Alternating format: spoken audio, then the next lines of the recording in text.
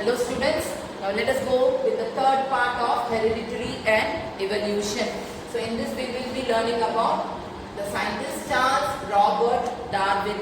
So Charles Darwin, he observed various variety of plants and animals, and he proposed some theory. So his theory is called as the natural selection, and this theory, it was proposed in the book called Origin of Species.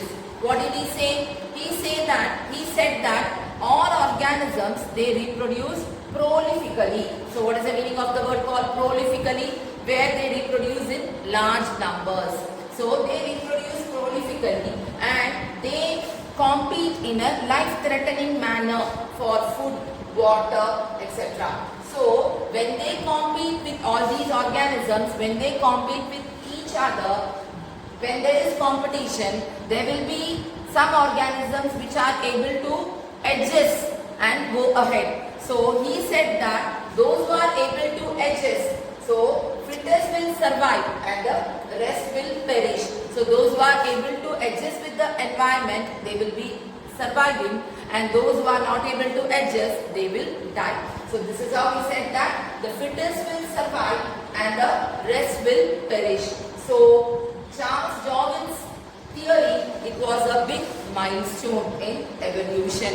Now even though his theory was accepted, there were also some objectives. Now what are the objectives? It is told that only natural selection are not responsible for evolution, and then he told that slow, and he did not give any explanation about slow and abrupt. Abrupt means sudden. Slow and abrupt changes, and he did not give any explanation about useful and useless modifications that are taking place. So this is about Charles Darwin. Next, let us learn about another scientist by name Jean-Baptiste Lamarck. Now his theory is called as Lamarckism. Now what did he say? So he told, according to him, activities of the organisms are responsible for their evolution. Now what does it mean? So example, his theory, I told you, his theory is called as inheritance of acquired characters. Now the French naturalist, he told that each animal or a plant, it undergoes some changes in its lifespan, and he says that the changes that they are taking place in the lifespan, they are transferred to the next generation. Now for example, the neck of giraffe. Earlier the neck of giraffe, it was not so tall. As these giraffe, they did not get any plants or the leaves down, it started raising its neck in order browsing the leaves of tall plants. As it did simultaneously, what happened? The neck of the giraffe, it started become long. Or else it is told about the shoulders of the ironsmith. So continuous hammering of these iron made the shoulders of ironsmith stronger. Or else it is told that the birds like ostrich and emu, they were lazy, and because of which they did not have wings. Or else the legs of the swan and duck, they were doing continuous swimming, and because of which they had a very good legs. So these are all some of the characters. So what did he say? He told that because of some activities, these organisms, they get some these characters, and it will be transferred. Now this is about Jean-Baptiste Lamarck. Now even though his theory was accepted, some of the objectives of his theory are development. What did he say? He said that development of organism due to some use, or degeneration because of no use, that was accepted. But he said that these characters, these acquired characters, it will be passed on to the next generation. That was not accepted. So I hope you understood the two scientists about Charles Robert Darwin and also Jean-Baptiste Lamarck. Next one is speciation. formation of new species of plants and animals. It is the effect of evolution. Now, what is the meaning of the word called species? So, group of organisms that produce fertile individuals through natural reproduction. Now, each species, it grows in a particular environment or particular geographical condition. Their food, habitat, habit and the reproductive ability is also different. However, genetic variation is responsible for the formation of new species.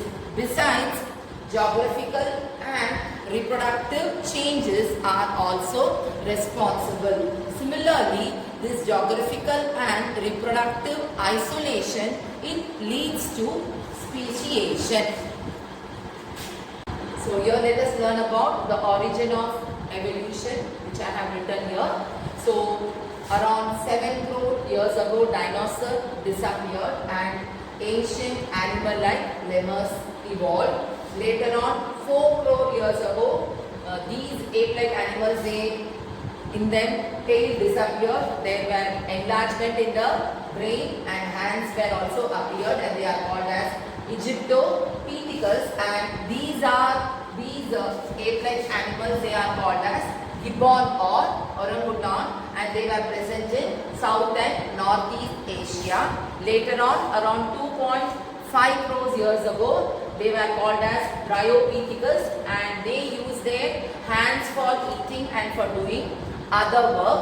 Later on, it is told that around 2 crores years ago, these apes, they started to live on land because the forest, it became dry, and later on they used their lumbar bone. That is, what is the meaning of the word called lumbar bone? So here it has got 5 individual cylindrical bones that form spine at the lower back. Okay, so that is called as lumbar bones, and it is told that around 2 crores years ago, these ape-like animals, they started to stand erect. So they had erect posture. It is around 2 crores years ago.